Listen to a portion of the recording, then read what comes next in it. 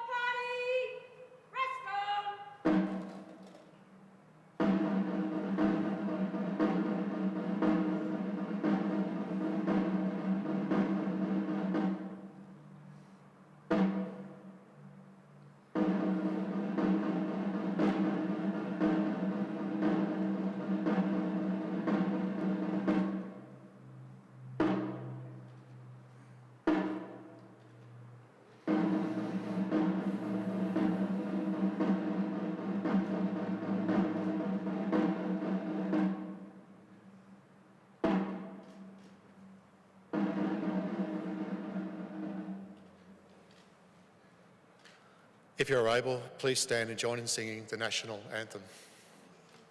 Catapult party, attention! Catapult party, present!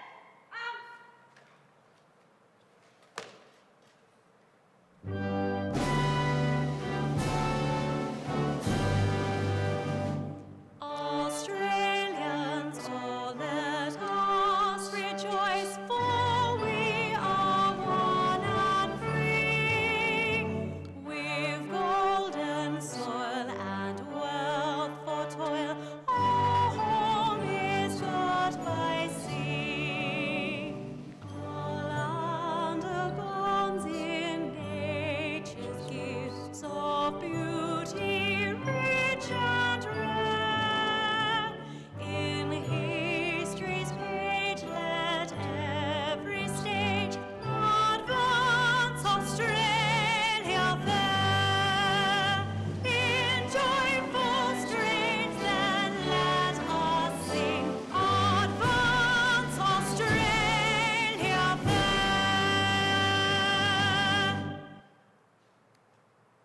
Catapult party, shoulder out! Catapult party, order out!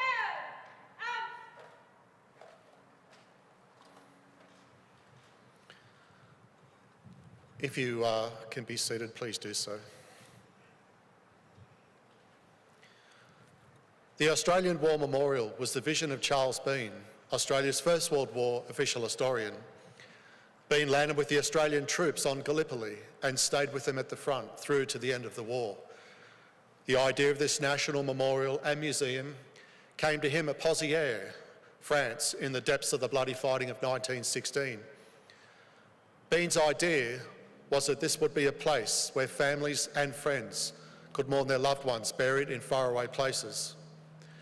It would also be a place that could help all Australians understand what these men and women had endured and what they had done for us.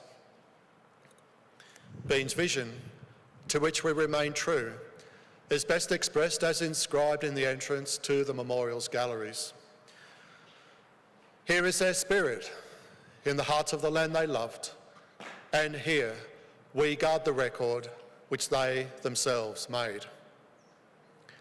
Tonight, we will read the story behind just one of those on the Roll of Honour, which lists the names of more than 103,000 men and women who have given their lives for us in war and on operations for more than a century. But first, we present a lament, Flowers of the Forest. Wreaths or floral tributes will now be laid at the base of the pool of reflection.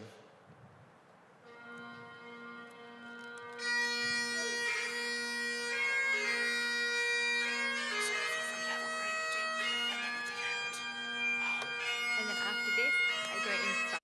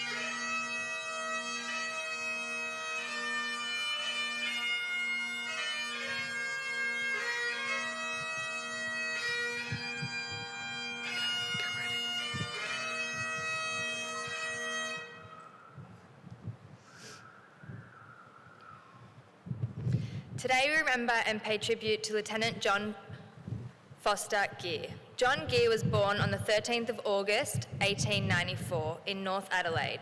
Known as Jack, he was the second eldest of 6 children born to herbalist James Gear and his wife Sarah.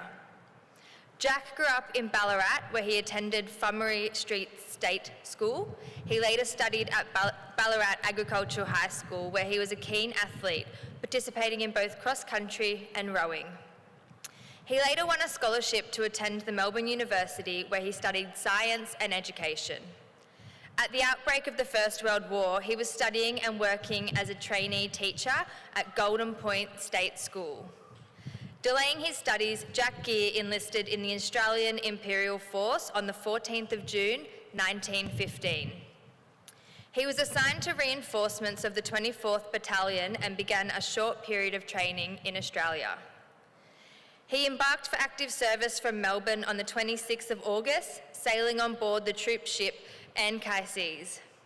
After several weeks at sea, Private John Gear joined his comrades on the Gallipoli Peninsula. His first few months at the front were quiet, spent defending his unit's positions in the front lines. In November 1915, he contracted diphtheria and was evacuated to Malta for treatment. He rejoined the 24th Battalion in Egypt in March 1916. After the evacuation of Allied troops from Gallipoli, later that month he embarked for the Western Front, arriving in the French port city of Marseille after a week-long voyage. Gear's unit was then sent to northern France, which had been the site of bloody fighting since 1914. He was promoted to Lance Corporal in early July 1916, shortly before being drawn into the fighting at Pozières.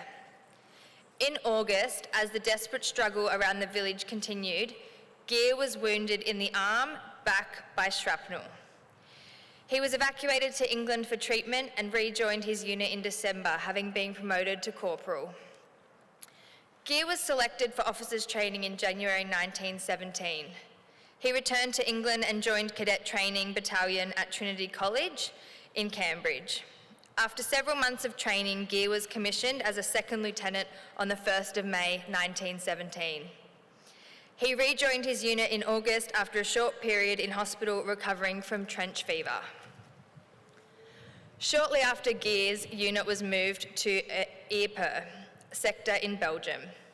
There he fought the Battle of Mont Brehain, September, and was promoted to lieutenant.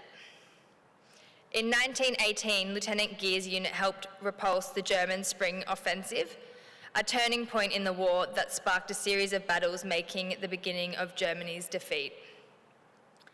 Gear took part in the Battle of Hamel in July, having been placed in charge of the brigade's sniping section. The battle was successful, with Allied units obtaining their objectives in 93 minutes. For his role in the battle, Gear was awarded the Military Cross. His citation read, "He personally supervised the placing of snipers on the whole brigade front, and throughout the day kept improving their positions. Under heavy fire, he carried out reconnaissance in no man's land in order to secure more efficient fire for some of his section. Throughout the operations, they maintained the superiority of fire over the enemy." After taking part in the major Allied offensive at Amiens on the 8th of August, Lieutenant Gear went to England for a period of leave. He returned to the front in September, joining his unit around Mont Brehain, where Allied units had breached the Hindenburg Line. With the end of the war in sight, Gear's unit prepared to make a final attack on German positions at Mont Brehain on the 5th of October 1918. Their attack was set to breach the final defence systems of the German lines, known as the Bau Revoir Line. It would be the last action involving Australian infantry on the Western Front. Lieutenant Gear's brigade attacked in the early hours of the morning, advancing on the village of Mont Brehain. In a swift attack, it recaptured the village, breaking through the enemy defences and taking hundreds of prisoners. Success, however, came at a cost for more than 400 Australian casualties. Among the dead was Lieutenant Jack Gear. Gear was attempting to mop up an enemy machine gun post which had been firing on advancing troops when he was fatally shot by a German sniper. The armistice that put an end to the First World War was signed 38 days later. Lieutenant Gear was buried near where he fell at Remicourt British Cemetery. His family remembered him in a memorial notice posted in the Ballarat Courier, which read, "He counted not his life dear for truth and freedom. Greater love hath no man than this." John Gear was 24 years old. His name is listed on the Roll of Honour on my right, among almost 62,000 Australians who died while serving in the First World War. His photography is displayed today by the Pool of Reflection. This is but one of the many stories of service and sacrifice he told here at the Australian War Memorial. We now remember Lieutenant John Foster Gear, who gave his life for us, for our freedoms, in the hope for a better world.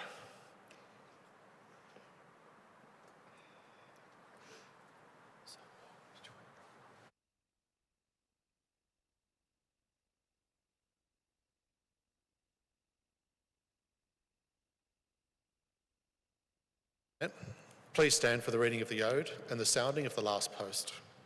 Catapult party, shoulder,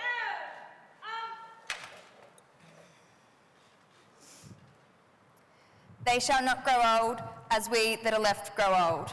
Age shall not weary them, nor the years condemn. At the going down of the sun, and in the morning, we will remember them. Remember them.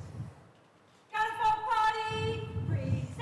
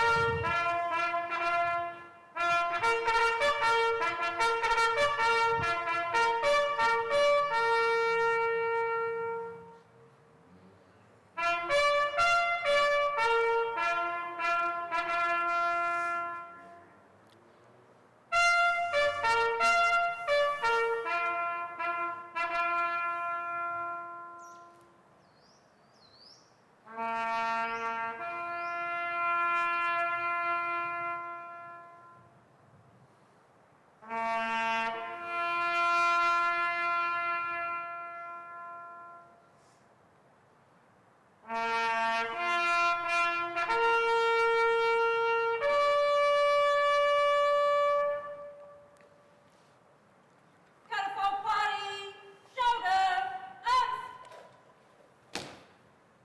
Lest we forget.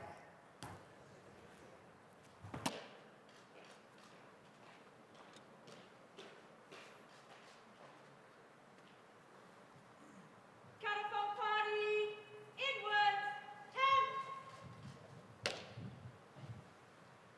Catapult party, whip, march.